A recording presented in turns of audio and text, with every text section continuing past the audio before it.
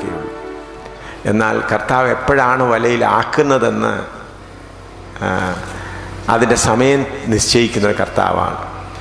നമ്മുടെ ക്രിസ്തീയ ജീവിതത്തിൽ കർത്താവേ, എനിക്ക് നിന്നെപ്പോലെ ആകണം, എനിക്ക് നിൻ്റെ പാതയിൽ പിൻപറ്റണം എന്നുള്ള ആഗ്രഹത്തോടെ ആരെല്ലാം സമർപ്പിക്കുന്നുവോ അവരെ കർത്താവ് തീർച്ചയായും വലയിലാക്കി അവരെ ശരിയാക്കും. വലയിലാക്കുമ്പോഴാണ് അറിയുന്നത് സമർപ്പണം എത്രമാത്രം ആഴമായിട്ടുള്ളതെന്നാണ്. രണ്ടാമത്, സാത്താൻ്റെ ഒരു വലിയ തന്ത്രമാണ്. ദൈവത്തിൻ്റെ വചനത്തിൽ എഴുതപ്പെട്ടിരിക്കുന്ന മാർഗങ്ങളനുസരിച്ച് ഓരോരുത്തർ കർത്താവിൻ്റെ വേലയ്ക്ക് വേണ്ടി കർത്താവിൻ്റെ സന്നിധിയിൽ പൂർണ്ണരായി തീരണം എന്നുള്ളത്. എങ്കിലും സാത്താൻ തന്ത്രമായി കൊണ്ടുവരുന്ന എന്താണ്? കർത്താവായ യേശു ക്രിസ്തു കഷ്ടം അനുഭവിച്ചു, അതുകൊണ്ട് നമുക്കിനിയും കഷ്ടം അനുഭവിക്കണ്ട. കർത്താവായ യേശു ദുഃഖം അനുഭവിച്ചു, നമ്മളിനി ദുഃഖിക്കണ്ട എന്നുള്ള രീതിയിൽ ഉപദേശങ്ങൾ കൊണ്ടുവന്ന് കർത്താവിൻ്റെ മണവാട്ടിയുടെ ഒരുക്കത്തെ തടയുകയാണ് ചെയ്യുന്നത്. ഇത് സാത്താൻ്റെ വലിയൊരു തന്ത്രമാണ്. സാത്താന് നല്ലവണ്ണം അറിയാം, കർത്താവിൻ്റെ മണവാട്ടിയായുള്ളവരുടെ ഒരുക്കം പൂർത്തിയായില്ലെങ്കിൽ കർത്താവിന് വരുവാൻ കഴിയുകയില്ല. അതുകൊണ്ട് സഭയ്ക്കകത്തുള്ള മണവാട്ടിയായി കർത്താവ് തിരഞ്ഞെടുക്കപ്പെട്ടിരിക്കുന്ന ഓടിക്കൊണ്ടിരിക്കുന്നവരെ തടയുവാൻ സാത്താൻ ഉപദേശങ്ങളിൽ കൂടെ ജനത്തെ വഞ്ചിച്ചുകൊണ്ടിരിക്കുന്ന സമയമാണ്. അതിലൊന്നാണ് കർത്താവായ യേശു ക്രിസ്തു കഷ്ടപ്പെട്ടു, അതുകൊണ്ട് നമുക്ക് കഷ്ടപ്പെടേണ്ട. കർത്താവായ യേശു ദുഃഖം അനുഭവിച്ചു, അതുകൊണ്ട് നമുക്ക് ദുഃഖിക്കേണ്ട. ഇതെല്ലാം വേദപുസ്തകത്തിലെ ഉപദേശങ്ങളല്ല, സാത്താന്യ ഉപദേശങ്ങളാണ്. വേദപുസ്തകത്തിലെ അടിസ്ഥാന ഉപദേശങ്ങളിലെല്ലാം നാം കാണുന്നത് തന്നെത്താൻ ക്രൂശ് എടുത്തുകൊണ്ട് യേശുവിൻ്റെ പിന്നാലെ പോകണമെന്നാണ്. യേശു പഠിപ്പിച്ചതും തൻ്റെ ക്രൂശ് എടുത്തതിൻ്റെ പിന്നാലെ പോകുന്നവൻ, തന്നെത്താൻ ത്യജിച്ച് തൻ്റെ ക്രൂശ് എടുത്തതിൻ്റെ പിന്നാലെ പോകുന്നവൻ എൻ്റെ ശിഷ്യനായിരിക്കാൻ കഴിയുകയില്ല. അതുപോലെ ഇടുക്കവും ഞെരുക്കവുമുള്ള വഴിയിൽ കൂടെ പോകാതിരിക്കുന്നവൻ എൻ്റെ ശിഷ്യനാകുവാൻ കഴിയുകയില്ല എന്നുള്ളതാണ്. പണ്ട് കാലങ്ങളിൽ അങ്ങനെയുള്ള പാട്ടുകൾ ധാരാളം ഉണ്ടായിരുന്നു. ഇന്ന് അപ്രകാരമുള്ള പാട്ടുകൾ വളരെ ചുരുക്കമാണ്. നിങ്ങൾക്കറിയാമല്ലോ, ഈ വഴി വളരെ ഇടുക്കം ഞെരുക്കം, ആരിതു കടന്നിടുമോ? ഈ വഴി വളരെ ഇടുക്കം ഞെരുക്കം, ആരിതു കടന്നിടുമോ? കൂട്ടുകാർ ചുരുക്കം, സഹായികൾ ചുരുക്കം, ഹായിതല്ലോ മോക്ഷ വഴി. കൂട്ടുകാർ ചുരുക്കം, സഹായികൾ ചുരുക്കം, ഹായിതല്ലോ മോക്ഷ വഴി.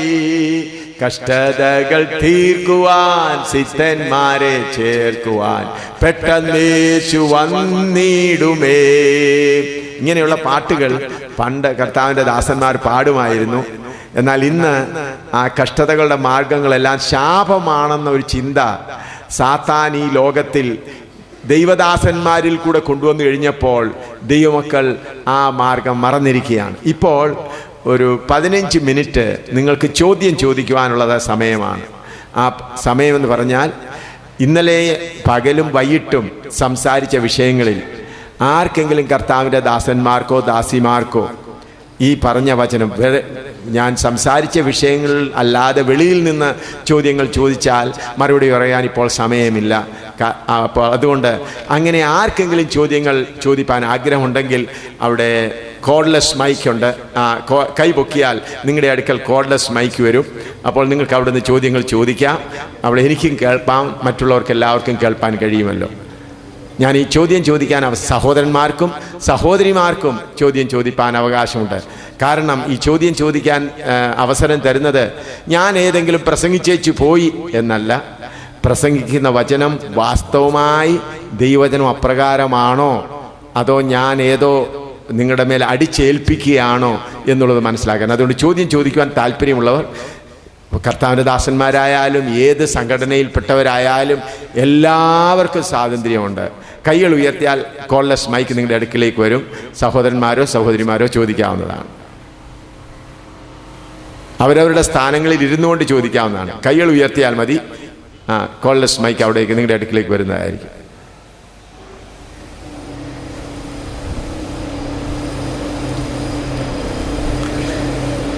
വോളിയം ഒന്ന് വിളിക്കുക. ഇന്നലെ ഫസ്റ്റ് സെക്ഷനിൽ ശുശ്രൂഷിച്ചപ്പോൾ യേശുക്രിസ്തുവിലേക്ക് വരുമ്പോൾ എല്ലാ കാറ്റും ശാന്തമാകും എടുത്തു പറഞ്ഞിരുന്നു. ബിസിനസിന്റെ, മക്കളുടെ, കുടുംബജീവിതത്തിലെ, അയൽപ്പക്കങ്ങളിലെ. എന്നാൽ രണ്ടാം സെക്ഷനിൽ ക്രിസ്തുവിലേക്ക് വരുന്നതോടുകൂടെ നിങ്ങളുടെ ജീവിതത്തിൽ കാറ്റുകൾ അടിക്കുവാനായിട്ട് തുടങ്ങും. അതങ്ങനെയുള്ള വളരെ നല്ലത്. ആ ചോദ്യം ചോദിച്ചതിന് വളരെ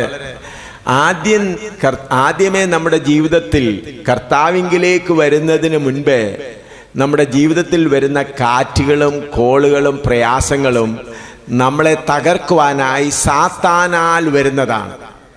അത് നമ്മെ നശിപ്പിക്കാനായുള്ളതാണ്.